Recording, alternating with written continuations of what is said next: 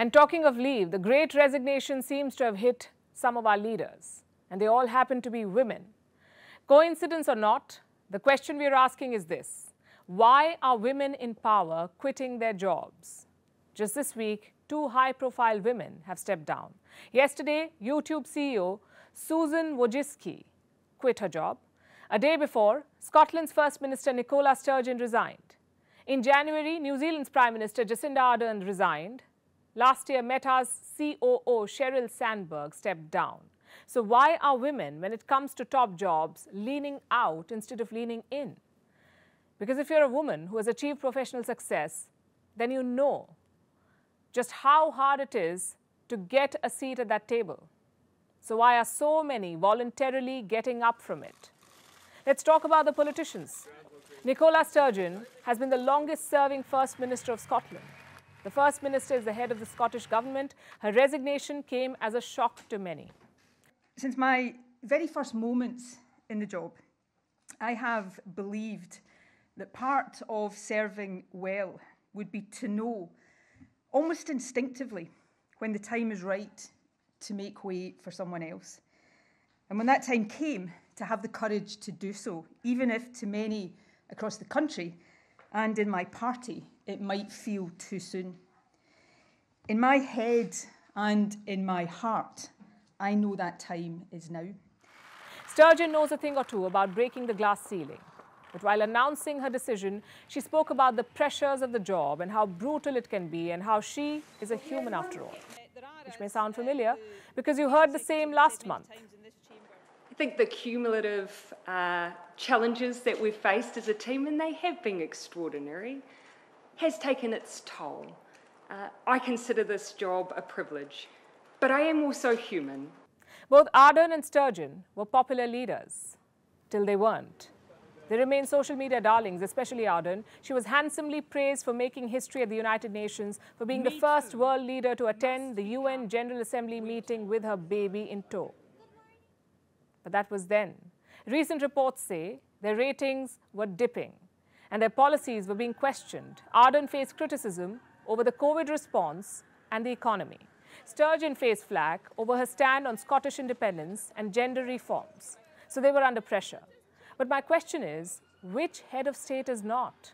Just ask Joe Biden, Xi Jinping, Shehbaz Sharif, Vladimir Putin, Volodymyr Zelensky, or anyone else you can think of. These are world leaders with the most problems right now. Look at Biden. He faces an election next year. His cup of woes is overflowing, both at home and abroad. Economy, China, the Russia-Ukraine war, North Korea, you name the problem and he has it. But this 80-year-old is not ready to quit. Far from it. He is in fact ready to run for re-election. His tank, unlike 42-year-old Ardern's, is far from empty, or so he claims. Shehbaz Sharif's country, Pakistan, is on the verge of bankruptcy. Zelensky is on the verge of a meltdown over lack of fighter jets from the West. Xi Jinping is dealing with balloons and viruses and everything in between. And Putin started a war he has not been able to win yet. Different leaders, different problems, but no one is quitting.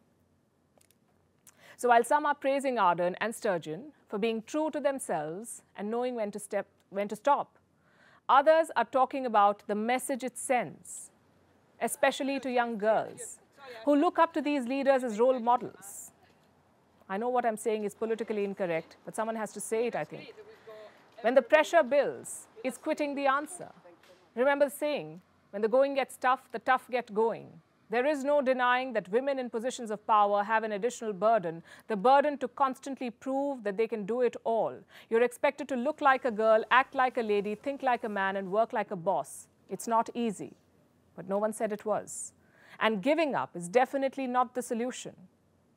It's not like it can't be done, because so many others are doing it, have done it in the past. In fact, when it comes to women leaders who have persevered, the subcontinent can teach a thing or two to the so-called first world. From India's Indira Gandhi to Pakistan's Benazir Bhutto to Bangladesh's Sheikh Hasina, and England's very own Iron Lady Margaret Thatcher.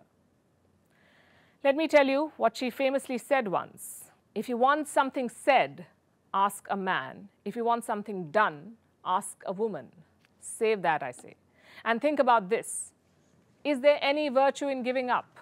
The road to the boardroom or the parliament is not an easy one. It was never supposed to be, neither for men nor for women. But times have changed. Women are breaking barriers and ceilings everywhere. And while it's no longer acceptable, and rightly so, to say that boys don't cry, we also believe that girls don't quit. So when you get a seat at the table, stay put. Our next story is about something that affects over 1.8 billion people every month. In fact, it is affecting over 300 million people today, or on any given day for that matter. 1.8 billion people across the world menstruate. This includes girls, women, and transgender and non-binary persons. Yet talking about periods can often be a taboo subject. We avoid the word itself. We say things like time of the month and even feeling or getting down. Well, today's story about periods may seem quite uplifting. Spain has approved the creation of a sick leave. It allows women suffering from incapacitating periods to take up to 5 days off from work.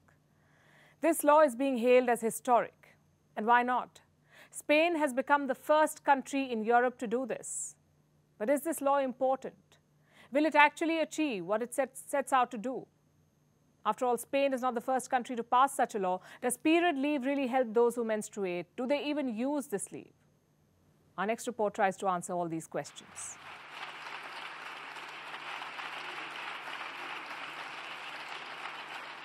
The Spanish Parliament has finally approved the creation of period leave.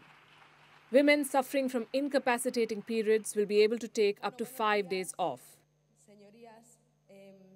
This is being hailed as a historic decision, not just for Spain, but also for Europe.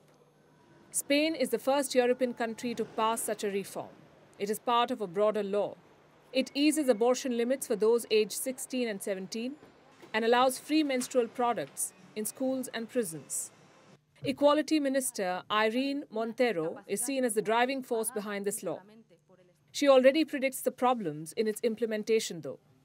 Montero says there will be resistance to its application, just as there has been resistance to the application of all feminist laws. This law was supported by the left-wing coalition, opposed by conservative and right-wing parties. The law has been a long time in the making. The ruling party was divided too.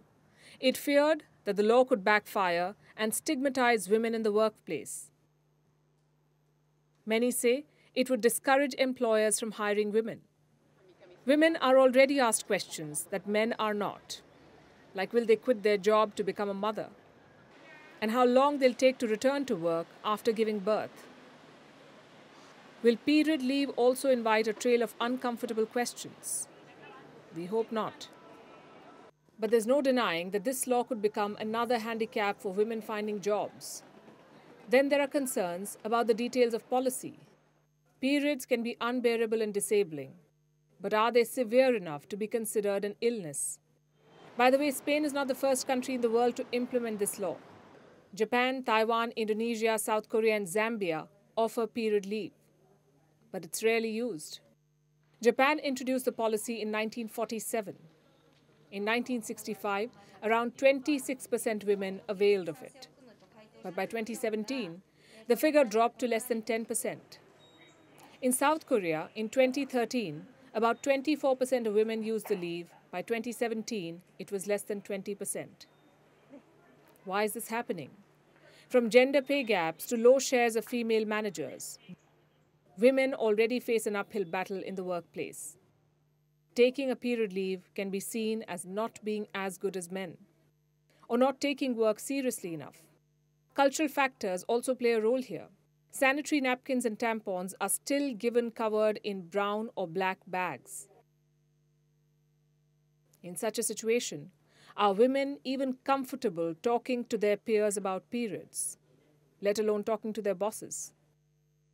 On the other hand, laws like these are being seen as a start to combat stereotypes surrounding periods.